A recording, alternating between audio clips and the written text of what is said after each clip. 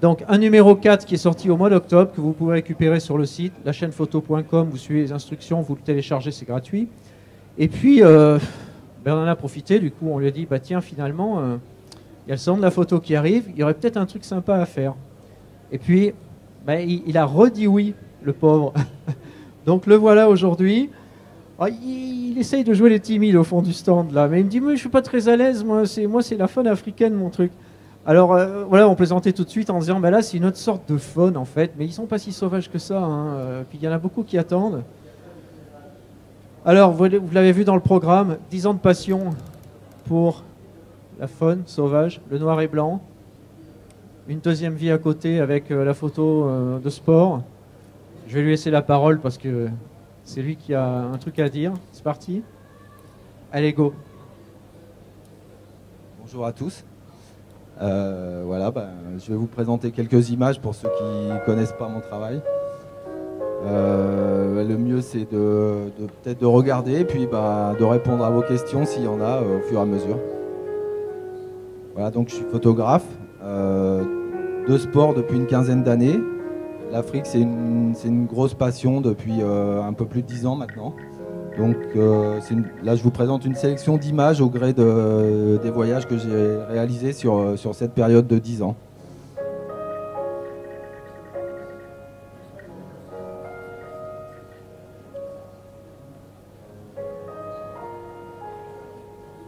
Voilà, vous voyez que tout n'est pas complètement préparé, mais c'est ça aussi, les joies du direct.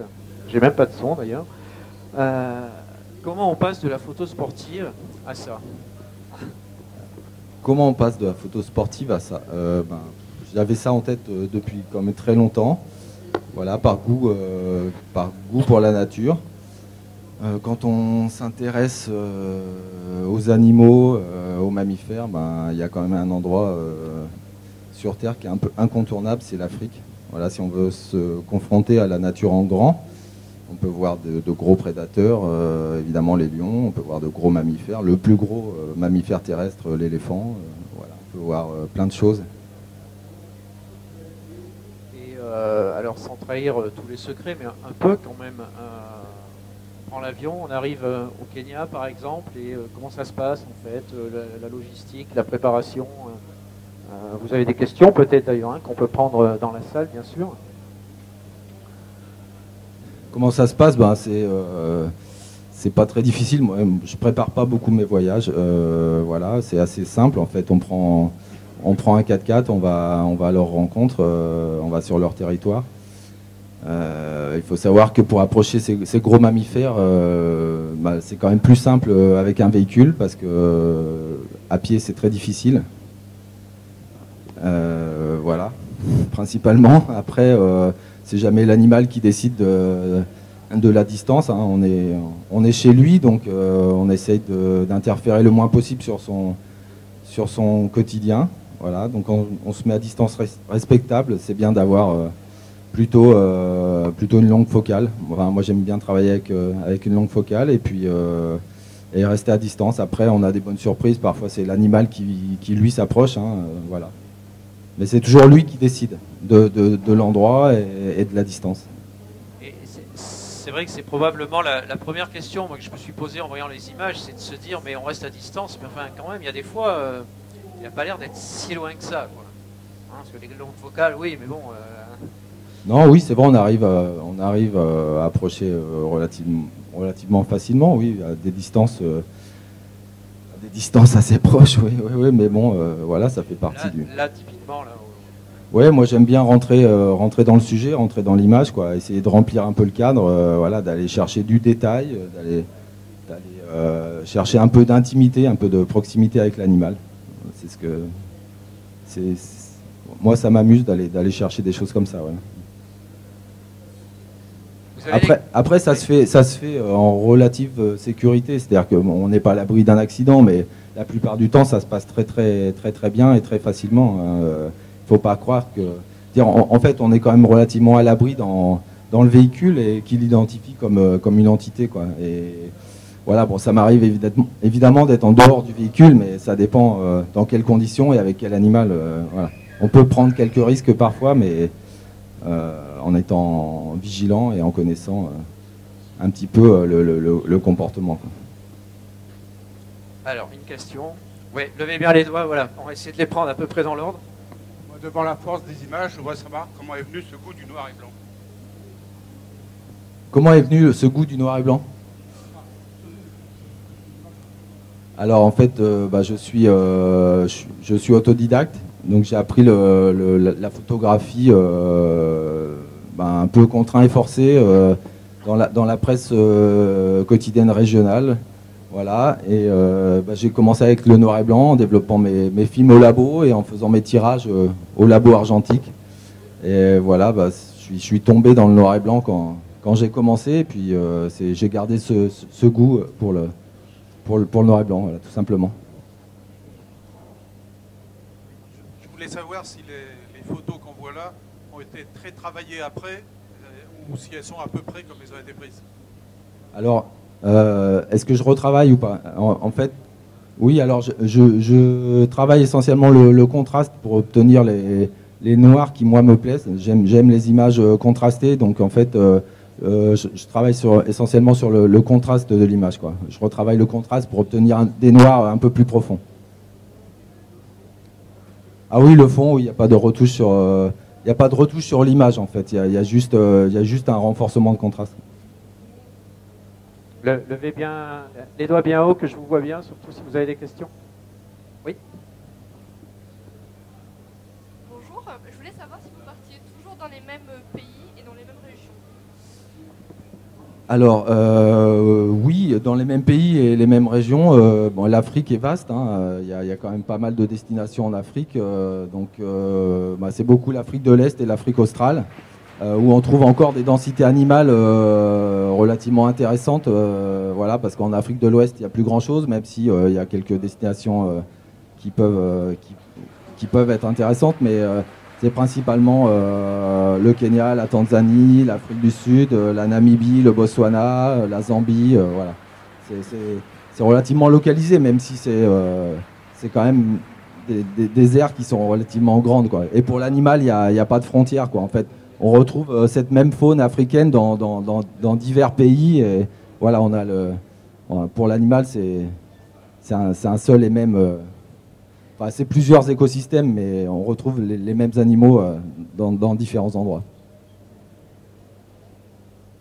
Travailler en argentique et en numérique, ou que l'un ou l'autre, et avec quel matériel?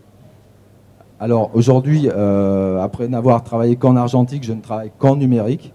Voilà, avec quel matériel? Avec du Nikon. Je les cite parce qu'ils sont là, ça va leur faire plaisir. Non, mais voilà, avec du Nikon essentiellement. Ça va du gros télé objectif, qui est quand même la focale que je préfère. En fait, comme j'ai commencé la photo par le sport pendant une quinzaine d'années, on utilise beaucoup le téléobjectif en sport, et j'y ai pris goût, quoi. Et c'est vrai que voilà, c'est un matériel qui est compatible avec la faune africaine, en fait. Donc j'utilise principalement des gros télés. Après, effectivement, toutes les petites focales peuvent aussi faire des images, hein. Voilà, mais du Nikon essentiellement, en réflexe 24-36. Levez bien les doigts. Voilà, alors après, je m'autorise évidemment du recadrage carré, parce que j'aime bien le carré. Voilà, je m'autorise différents recadrages.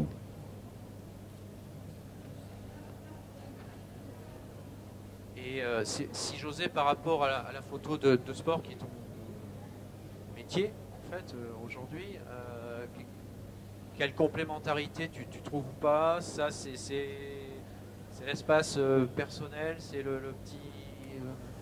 On trouve, entre le sport et la photo de nature, on trouve beaucoup plus de liberté en photo de nature, hein, parce qu'en sport, c'est en fait très sous contrôle, hein. C'est-à-dire que quand on est accrédité pour un gros événement sportif, déjà il faut s'accréditer pour l'événement, hein. S'il y en a qui ont déjà essayé, voilà, à part d'acheter votre billet spectateur, sinon on n'accède pas à l'événement. Après, quand on est professionnel, évidemment, on demande une accréditation et on a un accès bord du terrain. voilà, mais qui est très verrouillé en fait, hein. Il m'est arrivé de participer à des gros événements sportifs comme des Coupes du Monde ou des Jeux Olympiques. En fait, on a son emplacement au bord du terrain, son emplacement numéroté. Et voilà, on se tient assis du début de la rencontre jusqu'à la sortie des joueurs à ce même emplacement. Donc là, la créativité, elle est un peu bridée, c'est un peu frustrant parfois de couvrir tout l'événement au même endroit. Donc, alors qu'en nature, c'est tout le contraire, c'est-à-dire qu'il n'y a personne pour nous dire de rester à tel ou tel endroit, quoi. C'est le photographe qui décide et voilà, moi ça m'a permis de pouvoir m'exprimer pleinement, contrairement au sport où effectivement des fois c'est assez frustrant. Ouais. C'est l'espace de liberté par rapport au reste. Ouais. Complètement. Et alors concrètement, je veux faire la même chose. Je prends un billet pour le Kenya. Je pars 6 mois, je pars 3 mois, je pars 8 jours. Qu'est-ce qui se cache un petit peu derrière tout ça, sans tout dévoiler? Non, tout est possible. Vous pouvez partir 8 jours et réaliser des images. Pour ceux qui n'ont jamais été en Afrique, au Kenya par exemple, ou en Tanzanie, c'est relativement facile, entre guillemets, même sur un séjour de 8 jours, de vous faire plaisir et de faire des images. Voilà, une fois que vous êtes sur les territoires où on trouve de la faune, c'est des animaux qui sont en liberté, mais dans des zones bien ciblées, en fait, parce que partout où il y a de la présence humaine, il y a malheureusement quasiment plus d'animaux. Donc vous allez trouver des animaux sur des zones qui sont très grandes, mais qui ne sont dédiées qu'aux animaux. Donc une fois que vous êtes sur ce territoire-là, vous allez avoir une densité pour pouvoir faire des images, quoi. Vous pouvez retourner 10 fois au même endroit, vous ne verrez jamais la même chose, quoi. C'est en ça que le spectacle de la nature est intéressant, parce qu'il est sans cesse renouvelé. Oui, alors justement, j'imagine qu'il doit y avoir des longs moments de solitude aussi dans ces quêtes où il y a des journées comme ça où il ne se passe rien, ou bien ça n'arrive jamais, il se passe toujours quelque chose ou pas? Les journées où il ne se passe rien, c'est toujours intéressant parce que justement ça demande une démarche, ça demande d'aller chercher des choses un peu différentes, quoi. Parce qu'il y a la photo qui paraît, la photo facile qui paraît simple, voilà. Et puis après, on peut aller chercher d'autres choses. On peut tourner autour du sujet pour essayer de faire des images différentes. Donc même quand il se passe rien, en fait, il se passe toujours quelque chose, quoi. Les photos sont là et c'est à nous d'aller les chercher, quoi. Réagissez, hein, si vous avez des questions, bien sûr, levez le doigt que je vous vois bien. S'il y avait un seul conseil à donner aux gens qui sont là, qui se disent tiens, moi j'essaierais bien aussi, je peux prendre mon billet d'avion, j'y vais, ce serait quoi ce conseil principal? Un peu de patience. On ne l'a pas préparé, hein, donc je le challenge un peu. Mais... Un peu de patience, le sens de l'observation. Après, après ça vient. Après, c'est facile. C'est jamais facile, mais un peu de matériel aussi, évidemment. Mais après, c'est du temps à passer, quoi. Voilà, c'est du temps à passer, mais c'est pas vraiment un effort, quoi, parce que le temps il passe très vite. Donc voilà, le principale qualité, c'est la patience et de l'observation. Et les petits trucs sur le terrain, il y a probablement un comportement à avoir ou à ne pas avoir, justement, parce qu'on est quand même face à des animaux qui peuvent réagir peut-être à des comportements humains particuliers. Donc est-ce que plutôt très réservé ou pas, ou c'est bien d'être plutôt calme. Par type d'animaux, est-ce qu'il y a des trucs à faire ou à ne pas faire? C'est bien d'être plutôt calme et plutôt silencieux. Moi, je suis dans une démarche où j'essaye de pas trop interférer sur leur vie, hein. Voilà, on est toléré sur leur territoire. De toute façon, on peut être rapidement, si on fait n'importe quoi, on peut être rapidement voilà, on peut rappeler à l'ordre parce que voilà, le danger est permanent, hein, malgré tout. Donc on peut très vite se mettre en danger et se faire peur. Voilà, faut juste respecter l'animal et son territoire et se dire que cette fois c'est nous l'intrus, quoi. Une anecdote peut-être sur des grosses frayeurs? Ouais, des grosses frayeurs. Oui, ça, il y en a eu plusieurs, mais notamment avec les hippos. Si un jour vous avez envie de faire un hippopotame de très près, n'approchez pas trop près quand même, parce que ça sort très très vite de l'eau. Moi, ça m'est arrivé. Voilà, bah, il faut savoir courir assez vite parce que sa charge, c'est très territorial et il va vous prévenir plusieurs fois en ouvrant grand la gueule et puis au bout d'un moment, il va charger, quoi. Donc, bah, on fait pas le poids, hein, si j'ose dire. Un hippo, ça peut peser jusqu'à 3 tonnes, je crois. Donc, vous imaginez, voilà, et c'est capable de courir à 40 km/h quand même. Donc, voilà, faut pas trop jouer avec ça, quoi. Il y a beaucoup d'accidents avec l'hippo en Afrique. Faire attention. Ouais. Particulièrement, oui.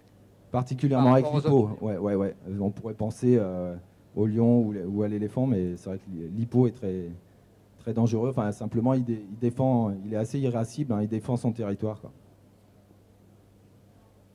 Alors, j'arrive. Le matériel, il voyage en cabine ou en soute? J'ai pas entendu, pardon. En termes de voyage et de matériel, comment est-ce que tu peux... En cabine. Cabine, soute, les petits trucs peut-être. Alors, si vous avez envie de vous débarrasser de votre matériel, vous le mettez en soute, il n'y a pas de problème. Si c'est les vieux objectifs que vous voulez plus voir, mettez-les en soute et vous avez une bonne chance de ne pas le retrouver à l'arrivée. Mais voilà, bagage cabine, bah ouais, après c'est des négociations, c'est souvent voilà, montrer au personnel des compagnies qu'on ne peut pas mettre ça en soute. Et puis en dernier recours, moi ce qui m'est arrivé, c'est de mettre le sac vide en soute, de prendre tout, de monter les optiques sur les boîtiers, de prendre tout en bandoulière et de rentrer comme ça dans l'avion, quoi, avec le sac vide en soute. Et quand vraiment ça passe pas, parce que c'est souvent un problème de poids, hein, pas tellement de volume, c'est plutôt un problème de poids. Bah, faut essayer d'être relativement compact dans vos bagages. Après, si vous voyagez à plusieurs, c'est mieux de répartir. Mais en solo, ben, moi j'ai souvent un sac qui fait 20 ou 25 kilos. Bon voilà, j'essaye de négocier toujours. Jusqu'à présent, ça se passe bien. On y arrive, hein, on y arrive. On montre le bouquin peut-être, non, au personnel de bord Bonjour Laurent, il a donné la réponse. Je voulais savoir combien de matos photo tu avais, donc 20-25 kilos. Et quand on est limité à 10, alors tu disais, apparemment, on n'entend pas. Il faut négocier, mais donc tu montes ta carte, tu commences avec 10 kilos, si tu passes à 25, bagage. Ouais, c'est ce que je dis. Souvent, c'est le problème du poids. Donc, ça m'arrive de sortir le téléobjectif du sac et de prendre le téléobjectif à côté, quoi. Ce qui pèse le plus lourd, je le sors du sac. Et après, si ça dépasse un peu, bon, ça pose moins de problèmes. Ou alors de négocier. Ouais, bah oui, mais quand on met un 600 dedans, un 300, deux ou trois boîtiers, plus toutes les petites optiques, ouais, ça monte vite, quoi. Alors, quand on n'a pas 25 kg de matériel, qu'on n'a pas un 600 mm, qu'on est un petit peu plus modeste en termes de prise de vue, quel serait l'équipement idéal pour partir 8 jours, 15 jours, et puis dire j'essaye de faire, pas nécessairement la même chose, mais de m'en approcher un petit peu? Bon, on peut avoir les optiques standards et puis un 70-200 avec par exemple un réflexe en APS-C qui multiplie la focale qu'on met dessus et on a tout de suite au moins un 300 et avec un 300 on peut faire déjà plein de choses en Afrique, il n'y a pas de souci, hein. Sur le terrain, quel conseil tu donnerais aux gens qui sont intéressés par ça? J'arrive, je prends le safari dernier à la mode dans les catalogues et ça marche, ou bien je passe plutôt par des pisteurs, je ne sais pas quel peut être le terme approprié. Bah, tout dépend ce qu'on attend. Après, c'est bien d'avoir un guide local, même si vous voyagez en voyage tout organisé par une agence française, c'est bien. En général, ils font travailler un guide local quand même, quelqu'un qui connaît bien son environnement, qui connaît bien ce terrain parce qu'il est souvent né dessus et qui va maîtriser parfaitement voilà, l'écosystème, vous emmener sur l'animal en toute sécurité. Donc ça, c'est toujours bien, quoi. Après, si vous voulez des conseils photos, c'est bien de voyager avec un photographe. Ça m'arrive d'en encadrer, voilà aussi. Vous pouvez lier l'utile et l'agréable, progresser dans votre niveau photo et en même temps, bah, le sujet il est là partout, donc c'est tous les jours mis en pratique tout de suite sur le terrain, quoi. Oui, parce que c'est un peu la vraie question en fait. On se dit là, est-ce que c'est pas une pratique un peu solitaire? Je ne fais pas du tout ce style de photo, mais je me dis, si on arrive à un groupe de 10 ou 15 personnes, c'est pas nécessairement la meilleure méthode. Ou pas? C'est pas forcément gênant. Dès l'instant où ça reste quand même raisonnable, où on est par véhicule, un petit nombre, ça se passe très bien, quoi. On arrive à cohabiter en général. Dans la salle, des bras se lèvent peut-être, des questions complémentaires, des précisions. Alors, tout ça, donc ce que vous voyez là, ça se traduit aussi par des bouquins aujourd'hui. Tu peut-être nous en dire un petit peu plus sur les différentes publications, comment c'est parti, comment est-ce que tu construis ça, ou qu'est-ce qu'il y a à dire sur le fait de passer à l'acte et puis de produire quelque chose avec les images? Oui, bah aujourd'hui c'est mon activité principale, hein. J'ai un peu lâché sur le sport, ça m'arrive de faire encore quelques reportages sportifs, mais de moins en moins. Voilà, mon métier c'est de la photo nature. C'est des images que j'ai gardées pour moi pendant assez longtemps en fait. Comme je vivais du sport, j'avais un peu besoin d'un échappatoire pour me faire plaisir et un peu fuir la foule des grands stades. Voilà, quand 80 000 personnes sur un événement, c'est bien, mais il y a des fois où on a envie de voir un peu moins d'humains et un peu plus de...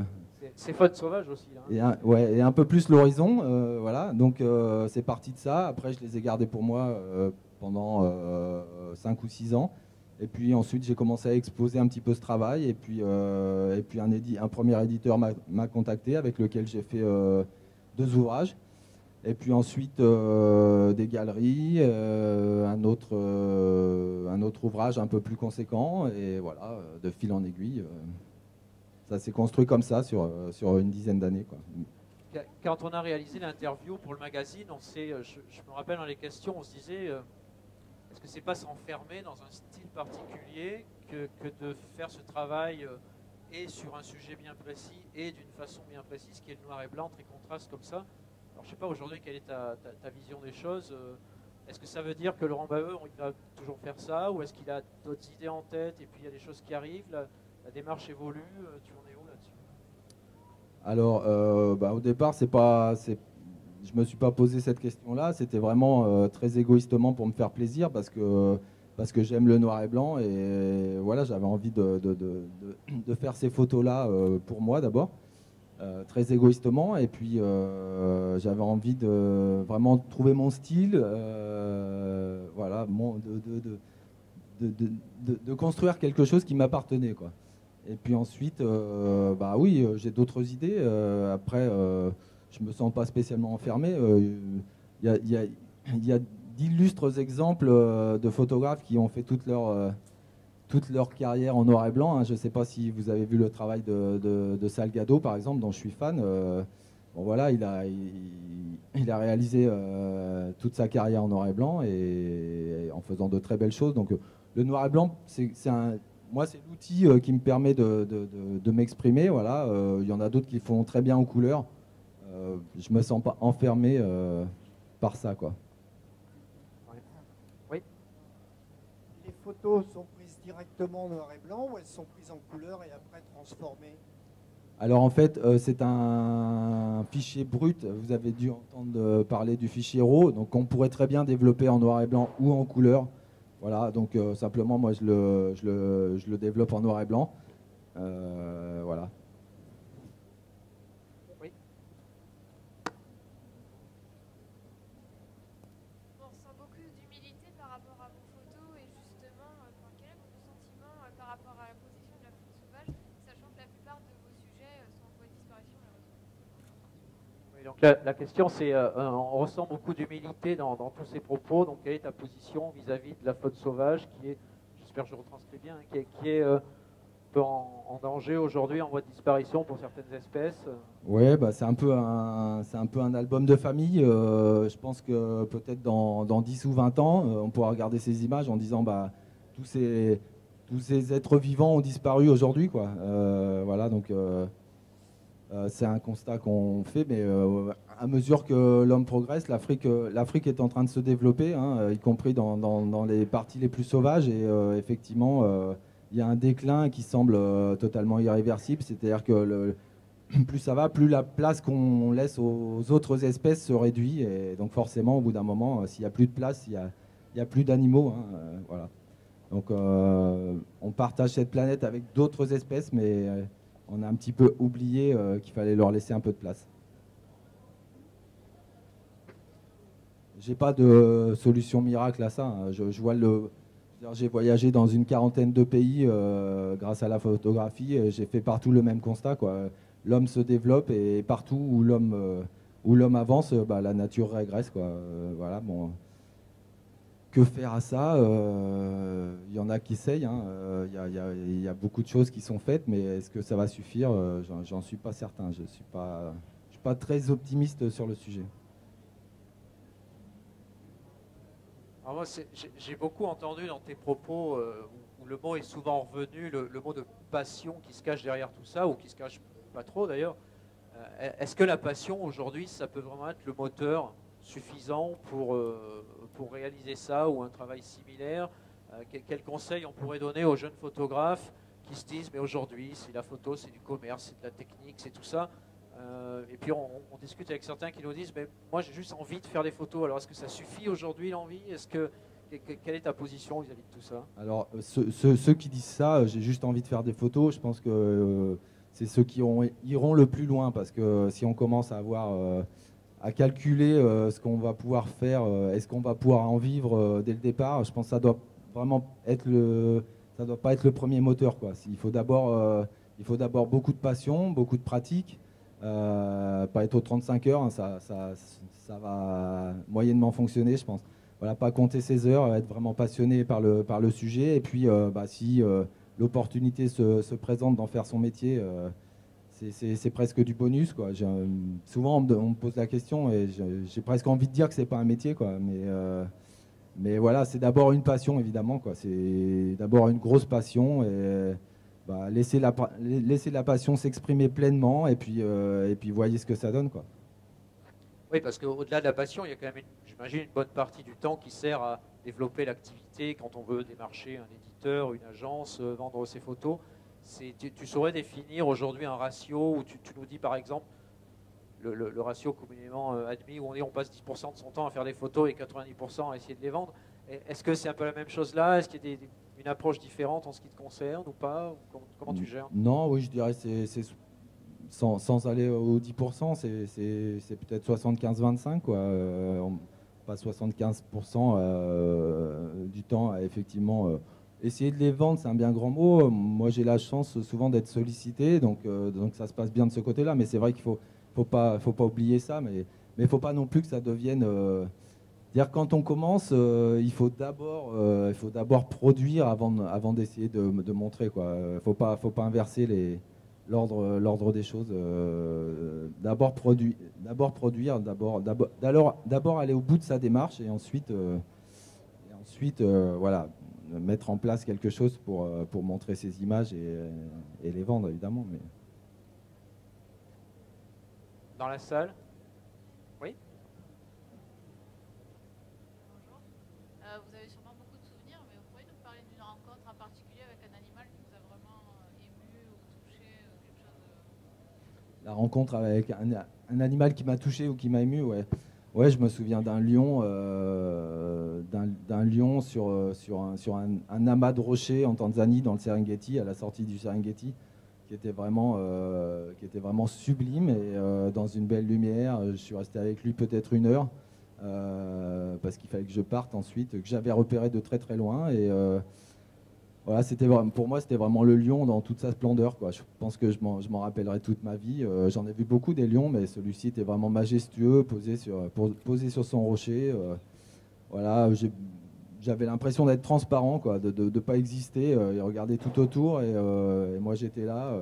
Je me sentais tout petit et voilà, il était vraiment dans son royaume. Et je pense souvent à lui. D'ailleurs, je pense que à mon avis, il est mort aujourd'hui, mais ça m'aurait fait plaisir de le croiser à nouveau. Mais je pense que depuis le temps, il faut savoir qu'un lion à l'état sauvage, ça vit pas beaucoup plus que 10 ou 12 ans, quoi.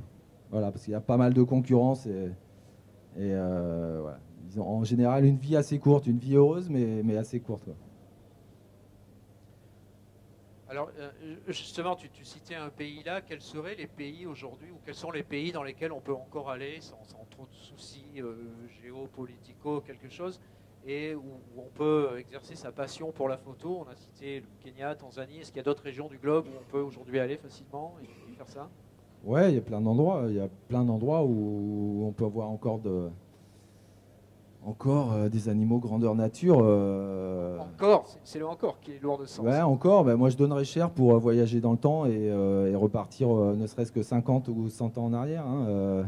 À l'échelle de l'humanité, à l'échelle de la planète, c'est très court, mais il y a 50 ans, il y avait plus d'animaux. Il y a 20 ans, il y avait plus d'animaux. Il y a 100 ans, évidemment, aussi. Donc, voilà, ça se réduit au fur et à mesure, mais il y a encore des territoires où les animaux vivent à l'état sauvage, oui, encore un peu préservés.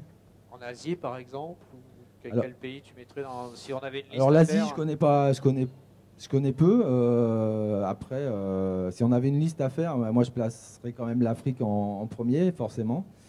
Ça reste ma passion principale. Après, il y a de la vie sauvage partout, hein. Même à côté de chez soi souvent. Hein. Donc peut-être commencer par là parce que c'est peu coûteux et voilà. Après, ça peut paraître paradoxal. Peut-être qu'il y en a qui peuvent se dire que d'aller voir les animaux dans des espaces sauvages, c'est aussi les déranger. Mais il faut savoir que dans les endroits où il reste des animaux, s'il n'y avait pas cet écotourisme, je pense que les animaux auraient totalement disparu, quoi, parce que cette manne financière contribue à leur préservation, quoi. Si personne ne vient les voir, je donne pas cher de leur peau dans des délais très brefs. Dans la salle, des réactions toujours? On admire au passage, hein, quand même. Il y a certains, je me rappelle dans le portfolio, on a vu certaines photos où on se dit, mais en première lecture comme ça, on se dit, tiens, mais il fait aussi du Photoshop. Cette photo de zèbre en particulier où les deux têtes se superposent, on se dit, tiens, il a osé le Photoshop, et en fait, non, surtout pas. Non, d'abord je suis très nul avec Photoshop, donc je ne saurais déjà pas le faire. Ensuite, non, voilà, ça fait partie des petits moments magiques que la nature nous offre en cadeau, et ça dure des fois une fraction de seconde. Mon métier à la base de photographe de sport m'a appris à assez réactif sur ces temps très courts, donc ça m'arrive j'en rate plein, mais ça m'arrive de saisir de temps en temps, voilà, des petits moments magiques comme ça où visuellement il se passe un truc assez sympa, quoi. Et alors, on a un extrait qui défile ici, Laurent Baheux qui part une semaine en Afrique, il fait combien de photos? Ce sont des milliers de photos, c'est plutôt un déclenchement tempéré, ou quelle est ta façon de pratiquer? Alors c'est très variable, c'est vrai qu'au début je faisais beaucoup d'images, je me suis un peu calmé quand même, forcément. Au début on a une soif, et puis ces rencontres sont toutes magiques, quoi. On est vraiment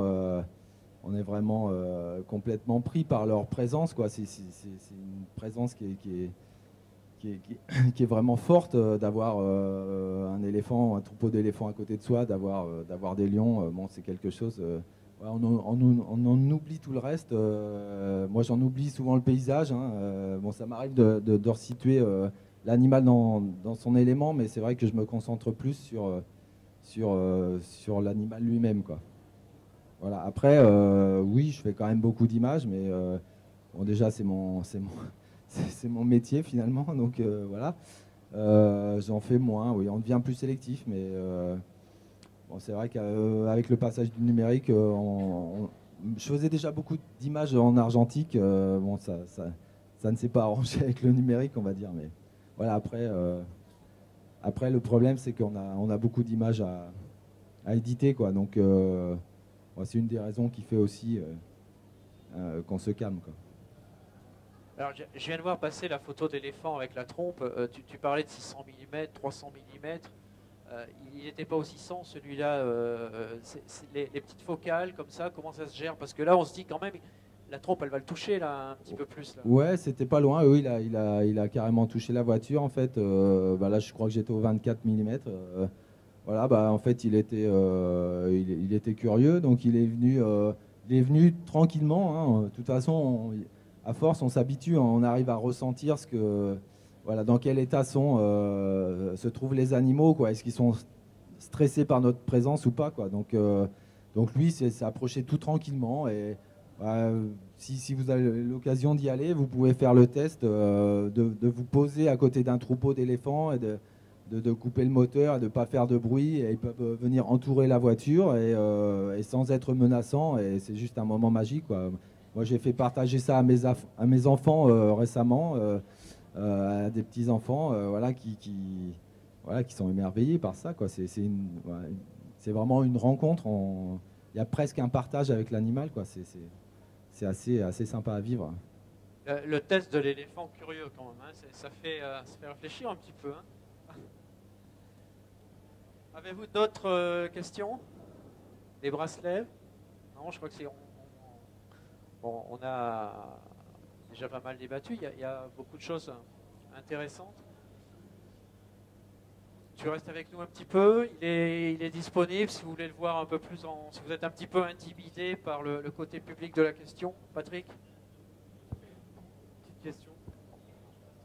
Une petite question par rapport à l'editing. Tout à l'heure, tu en parlais. Quand tu vas sur place, déjà au niveau de la logistique, il y a pas mal de choses à prendre en compte sur les batteries, les cartes, les disques durs, etc. Est-ce que tu fais ton editing sur place le soir venu quand tu rentres? Est-ce que tu préfères agir comme avec l'argentique, laisser ça de côté puis te dire bon, je vais laisser tout ça mûrir et je revois tout ça une fois que je suis rentré en France? Comment ça se passe? Ouais, c'est plutôt la deuxième solution. Effectivement, j'aime bien laisser reposer et après faire mon editing à froid. Parce que bon, à chaud, on vit des moments assez sympas et on a du mal à avoir du recul sur la qualité de ces images. Et voilà, donc j'aime bien laisser reposer, des fois très longtemps. Hein. Ça m'arrive de remettre le nez dans mes images que 6 mois, 9 mois, un an plus tard. Voilà, il y a une gestation qui doit s'opérer dans la tête et voilà, le faire à froid. Enfin, moi, je préfère. Voilà. L'editing à chaud, j'y arrive pas. Et puis, bon, c'est beaucoup de temps à passer aussi. Donc, quand je suis sur place, je préfère profiter du moment, quoi, et faire ça à la maison tranquillement, bien plus tard. C'est marrant parce que du coup, tu retrouves une pratique dans le numérique. Tu gardes une pratique argentique malgré tout. Ouais, sans doute. Ouais, ben, c'est mon histoire, c'est mon parcours. Hein. Moi, j'ai appris en argentique, donc effectivement, ouais, c'est plus dans cette démarche-là. Ouais, ouais. Moi, je trouve ça assez sain personnellement, mais du coup, au niveau logistique, comment ça se passe? Tu pars avec des gros disques durs? Oui, bah, maintenant, ils font des petits disques durs à grosse capacité, donc ça permet de pas trop alourdir le sac. Voilà, on peut voyager avec un téra sur un petit disque, c'est fantastique, quoi. Donc voilà, je stocke ça là-dessus, et puis... Tu sécurises comment? T'en as deux? Non, j'en ai pas deux, mais je suis pas l'exemple à suivre au niveau de... Faites ce que je dis, mais faites pas ce que je fais.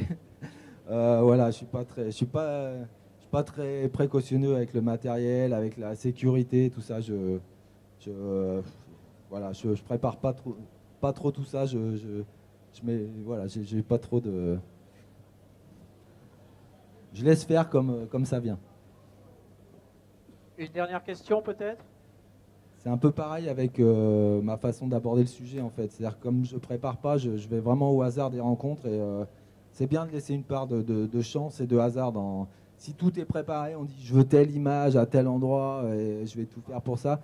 Je m'aperçois que ça tue un peu la créativité, quoi. Il faut se laisser une part à mon avis, hein, moi j'aime bien me laisser une part de liberté et de hasard et être prêt à saisir ce que la nature va offrir. Mais voilà, on peut se laisser surprendre. C'est bien aussi, quoi. Oui. Moi, je voulais savoir si vous prenez toujours en rafale et au niveau exposition, est-ce que vous faites à chaque fois des essais différents d'exposition ou vous essayez la première fois et puis ça marche ou ça marche pas, quoi? Ah non, moi je réussis tout du premier coup, je suis trop fort. Non, évidemment, on n'arrête pas, c'est en permanence. Voilà, on joue autour de ça, hein, la lumière, entre la surexpo et la sous-expo. Voilà, surtout quand on aime bien aller chercher des contre-jours, des forts contrastes. moi déjà la prise de vue, c'est ce que j'aime aller chercher. Donc ouais, on est toujours en train d'essayer d'optimiser sa mesure de lumière. Voilà, c'est sans arrêt, hein, c'est tout au long de la journée, quoi.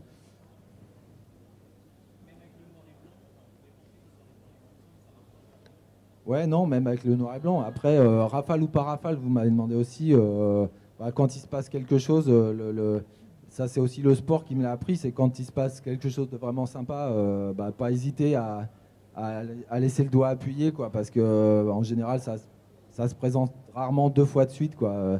J'ai fait une photo, je crois qu'elle n'est pas dans le diaporama, mais d'un petit zèbre qui saute par-dessus un grand. Bon, ça, je pense que j'ai aucune chance de le revoir un jour, quoi. J'ai une chance fabuleuse de saisir ça. Bon, voilà, j'ai eu le réflexe au bon moment. J'ai dû faire 3 images, il y en a une qui est nette. Et voilà, donc quand il se passe quelque chose, n'hésitez pas à garder le doigt dessus, quoi.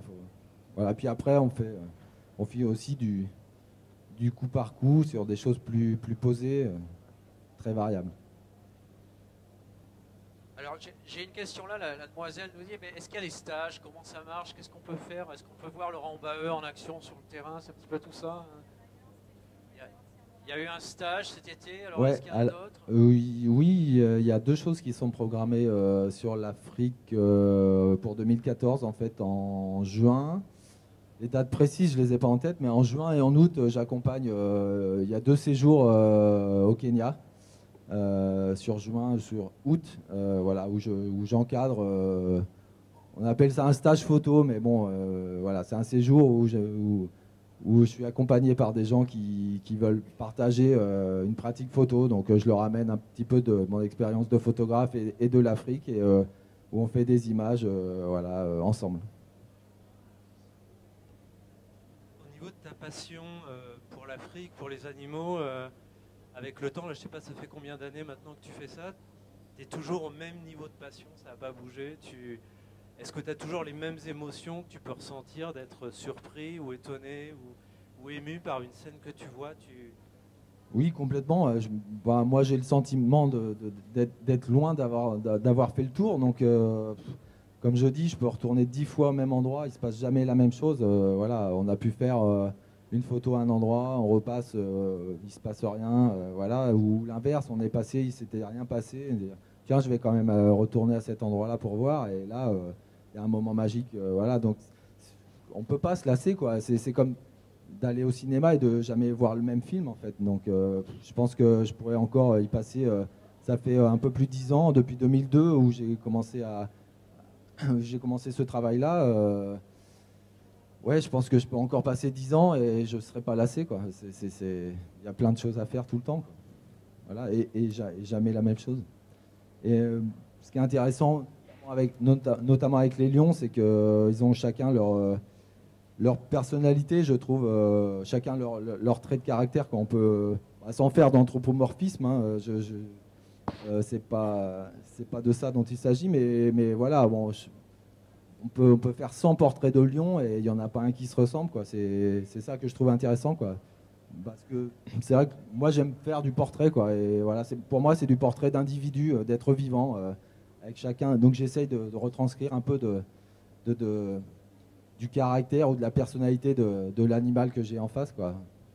Du coup, il y a des animaux que tu arrives à revoir et que tu reconnais, ou ouais, ça t'est arrivé? Ouais, ça peut arriver, ouais, ça peut arriver avec les lions notamment, parce que de plus en plus, il y a des endroits où quand même ils prennent soin d'eux, donc ils font très attention au niveau de la protection, parce qu'ils luttent quasiment en permanence contre le braconnage et tout. Donc il y en a certains qui sont dédiés à la protection de certains individus. Ça se fait beaucoup avec les rhinocéros, mais ça se fait aussi avec les lions ou les guépards. Donc ouais, on arrive à recroiser effectivement des individus qu'on a déjà vus, ouais. Et qu'on reconnaît. Il y en a qui ont des signes distinctifs assez forts. À un autre niveau, j'ai vu un petit peu sur ta page Facebook que tu étais pas mal engagé quand même en faveur de l'écologie aussi, de la défense des animaux. Est-ce que, par rapport à ça, est-ce que tu as été approché aussi par des associations par rapport à tes photos, ou par rapport à une défense de ça, même si je sais que c'est la lutte du pot de terre contre le... Voilà, c'est l'enfer, mais qu'est-ce que... Ouais. Wow. Ça surprend, ça marche.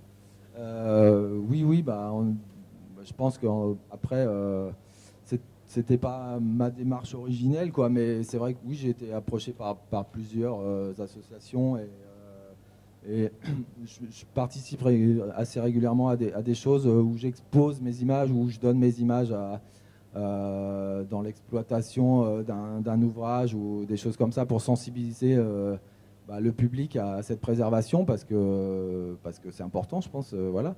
Ouais, ça m'est arrivé, y compris à destination des populations asiatiques, notamment en Chine, pour sensibiliser sur le problème de l'ivoire ou la corne de rhino. Voilà, c'est un problème récurrent et qui... il y a une recrudescence de braconnage au niveau de la corne de rhino et au niveau de l'ivoire. On atteint des chiffres de braconnage comme il y a 20 ou 30 ans. Donc là, ça devient... c'est vraiment un combat quoi, de tous les jours. Alors que c'est quelque chose dont on parle de plus en plus, en fait, ça n'a pas baissé. Oui, on en parle beaucoup, niveau, mais ils ont fait des sondages auprès de la population en Chine, notamment. Je crois qu'il y a à peu près 3/4 des personnes qui n'ont pas conscience du problème. Ils ne font pas le lien entre l'ivoire qu'ils achètent et le braconnage des éléphants, quoi. Donc il y a encore un gros boulot de sensibilisation et d'éducation à faire auprès de ces populations-là. C'est pour ça que notamment j'ai donné des images qui sont exposées en Chine notamment. On est une dans le métro à Shanghai. Exact, oui. Il n'y a pas que mes photos, mais ouais, c'est ça, ouais. Dans le métro de Shanghai, ouais. Ouais, c'est en fait à l'initiative de la CITES, voilà, qui travaille à protéger les espèces en grand danger d'extinction ou en grand déclin, quoi. Et voilà, c'est à leur initiative. Ils ont réuni plusieurs photographes en leur demandant des images pour exposer dans le métro de Shanghai notamment. C'est une expo qui doit tourner un petit peu partout dans les grands aéroports. Exact. Voilà, écoutez, merci à tous pour votre présence. Un énorme merci à Laurent pour ce moment de partage. Merci à vous. Voilà, c'est mérité. Donc, il sera sur l'arrière du stand pendant un petit moment encore si vous voulez lui poser des questions. Et puis, comme ça ne s'arrête jamais sur l'Agora du Net, restez là, ne bougez pas. Gilles Théophile est juste derrière, il est en train de se chauffer. Et on change complètement de sujet, on vous parle Lightroom dans quelques minutes.